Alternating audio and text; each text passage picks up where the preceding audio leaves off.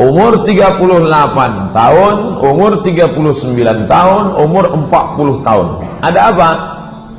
Setiap datang bulan Ramadan sudah ada Pak Ustaz, bulannya ada, puasanya belum. Muharram, Safar, Rabiul Awal, Rabiul Akhir, bulan itu sudah ada, tapi ibadah yang mengisinya belum ada. Nah, pada bulan Ramadan Nabi naik ke atas, namanya Jabal Nur. Di atas ada Ghar Hira. Nabi naik ke Gua Hira pada waktu malam.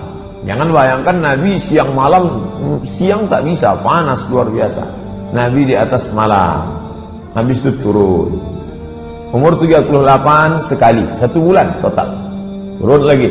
Umur 39 naik lagi dia ke atas. Tak ada kejadian apa-apa. Umur 40 barulah terjadi kejadian yang luar biasa. Bagaimana? Tiba-tiba ada makhluk yang dia tidak tahu entah apa namanya. Makhluk itu kemudian memeluk dia erat, mengatakan, "Iqra, baca." Kata dia, "Ma'ana biqari."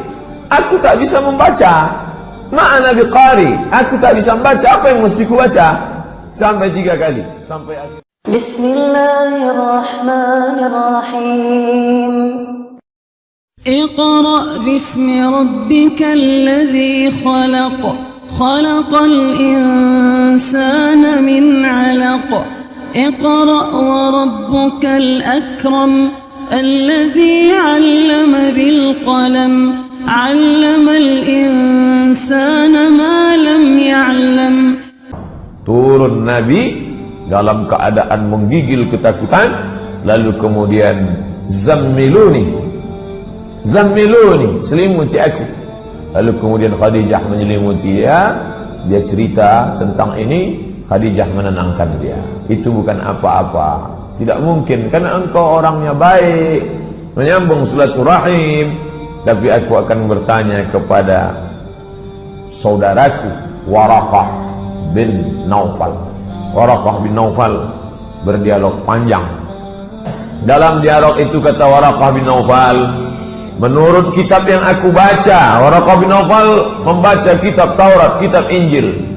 Menurut kitab yang ku baca, maka yang datang kepada Muhammad itu adalah namus, malaikat yang pernah datang kepada Musa, yang pernah datang kepada Isa.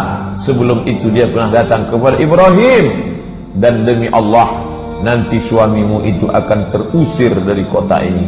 Seandainya nanti aku hidup, aku orang pertama yang akan menolong dia, kata Waraqah bin Naufal.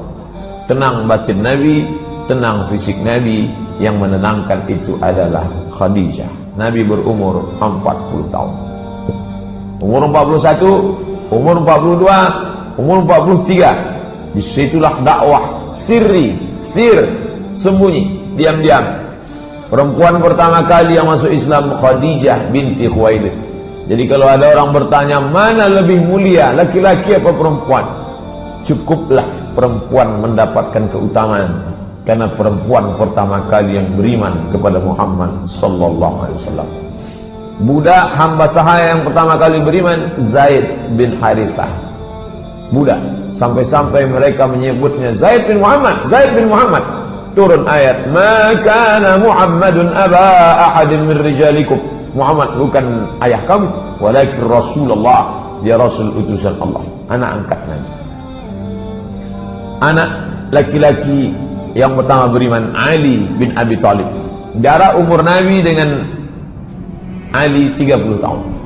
Jadi kalau waktu itu Nabi umurnya 40, maka umur Ali bin Abi Thalib 30 tahun. Pria dewasa yang pertama kali masuk Islam Abu Bakar Siddiq. Jarak dia dengan Nabi 2 tahun. Nabi 40, Abu Bakar 38. Bapak yang berumur 38 saat itu menjadi Abu Bakar Siddiq. Yang berumur 10 tahun saat itu menjadi Ali bin Abi Thalib. Berumur 55 tahun Khadijah. Saat itu umur Khadijah 55 tahun. Utsman bin Affan berumur 35 tahun.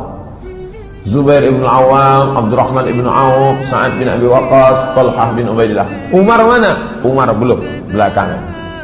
41, 42, 43 dakwah secara rahasia. Person to person, dakwah fardiyah. Tabligh akbar seperti ini tak bisa dilaksanakan. Abu Jahal, Abu Lahab, Abu Talib, Abu Sufyan sudah mengintai. Tak bisa. قلبي وروحي يا بلسما يطوي جروحي لولا الهداية ما ارتويت.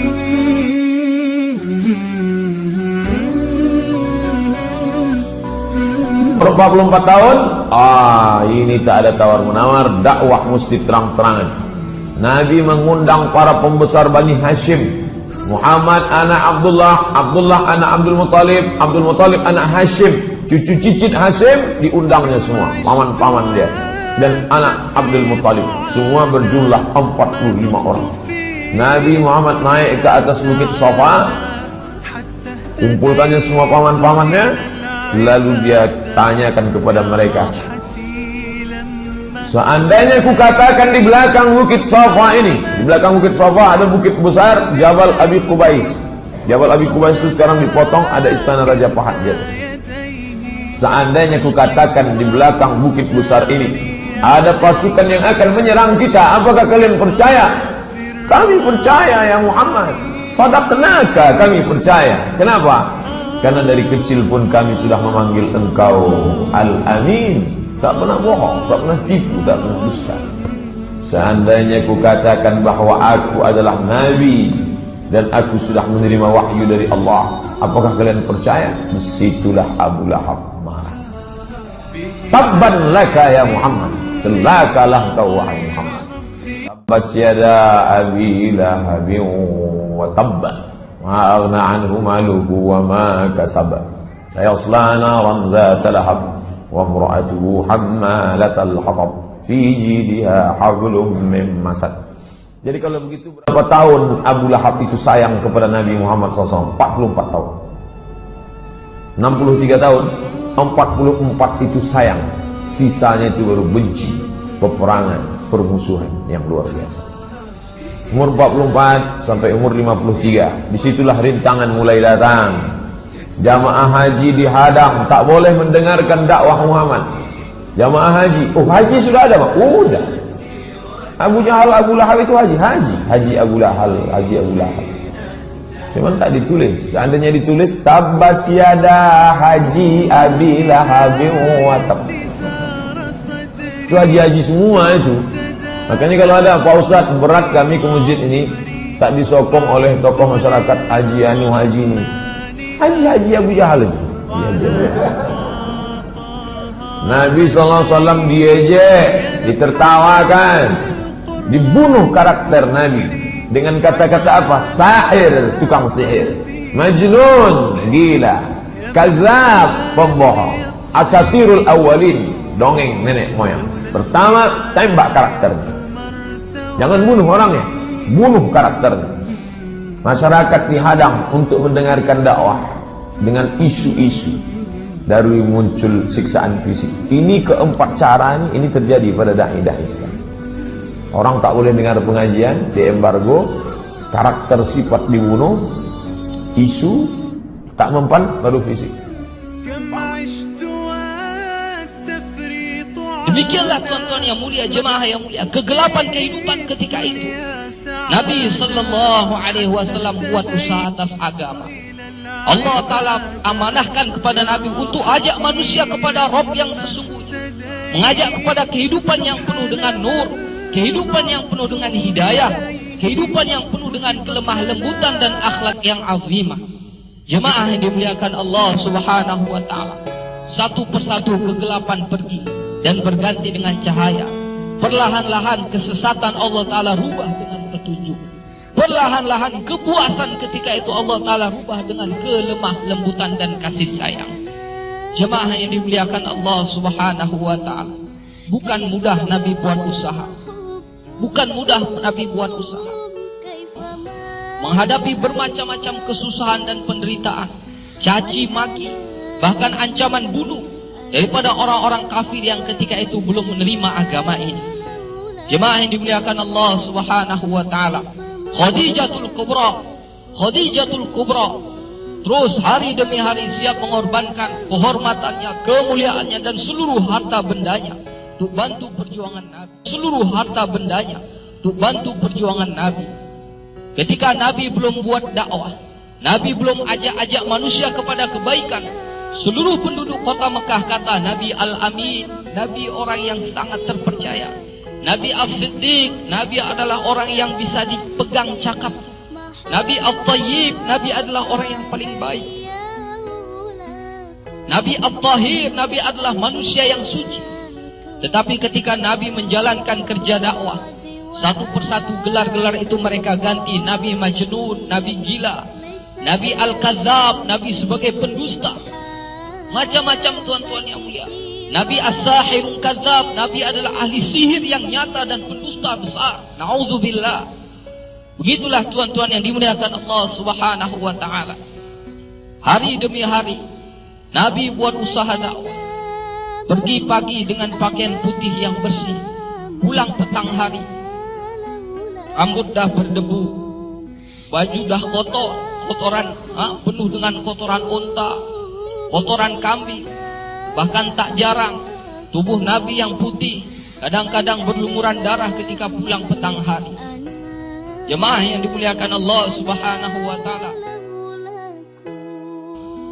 terkadang sering sekali Nabi ini harus pulang terlambat daripada rumah karena sibuk nak ajak manusia kepada kebaikan, mau selamatkan manusia daripada huru hara mahsyar. Nabi mau manusia ini selamat, umat Nabi ini selamat daripada huru hara akhirat. Sehingga sering Nabi terlambat pulang. Ketika pulang istri dah tertidur, diketuk pintu sekali dua kali tak dibuka, maka Nabi buka serban tidur di depan rumah. Udara sejuk, badai padang pasir ini sering mengamuk, tapi Nabi duduk di luar, tertidur di luar. Pagi menjelang subuh Khadijah bangun, barulah tahu bahwa suami dah tidur di luar. Dibangunkan, bukan Khadijah minta maaf, Nabi SAW pula minta maaf. Maafkan aku Khadijah, aku tak mau mengganggu nyenyak tidurmu tadi malam, aku tak mau mengganggu mimpi indahmu tadi malam. Jemaah yang dimuliakan Allah Subhanahu wa taala, penuh pengorbanan. Seluruh harta kekayaan Khadijah diserahkan kepada suami dia, kepada Nabi sallallahu alaihi wasallam. Untuk diserahkan kepada suami dia, kepada Nabi sallallahu alaihi wasallam untuk perjuangkan agama ini. Terus 2/3 kekayaan kota Mekah milik Khadijah. Tetapi ketika Khadijah tidak ada kafan yang digunakan untuk menutupi Khadijah, jasad Khadijah. Bahkan pakaian yang digunakan Khadijah ketika itu adalah pakaian yang sudah sangat kumuh dengan 83 tambalan, di antaranya dengan kulit kayu. Jemaah yang dimuliakan Allah Subhanahu wa taala, dikisahkan satu hari Nabi sallallahu alaihi wasallam pulang daripada kerja dakwah. Ketika pulang masuk ke dalam rumah, biasa Khadijah menyambut, berdiri di depan pintu. Ketika Khadijah hendak berdiri menyambut Nabi sallallahu alaihi wasallam,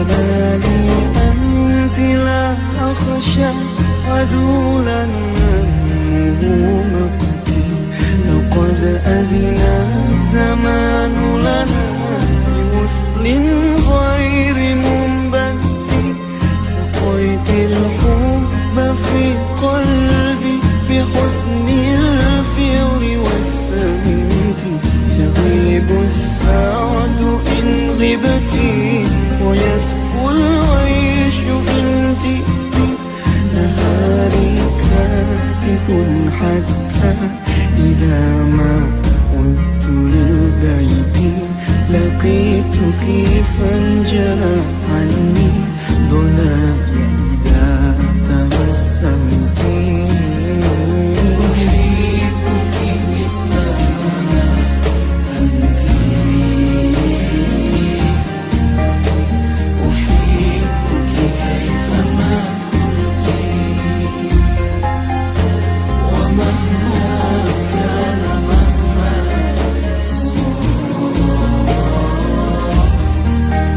أنت حبيبتي أنت زوجتي أنت حبيبتي تضيق بي الحياة إذا بنا يوما تغرمت فأسعى جاهدا حتى أحقق ما تمنيت حنائي أنت فلتحنى بدفء الحب ما عشت فروحانا قد اتلفا كمثل الأرض والنبت ويا سكني وظلمتي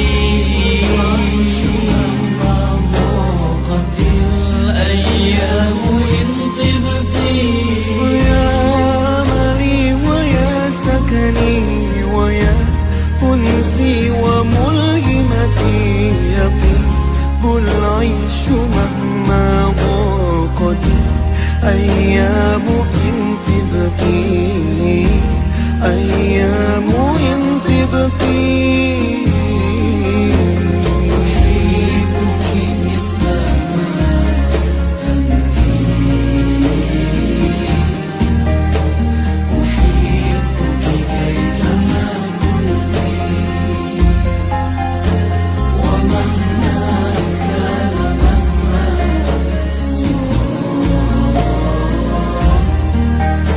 أنت حبيبتي أنت زوجتي أنت حبيبتي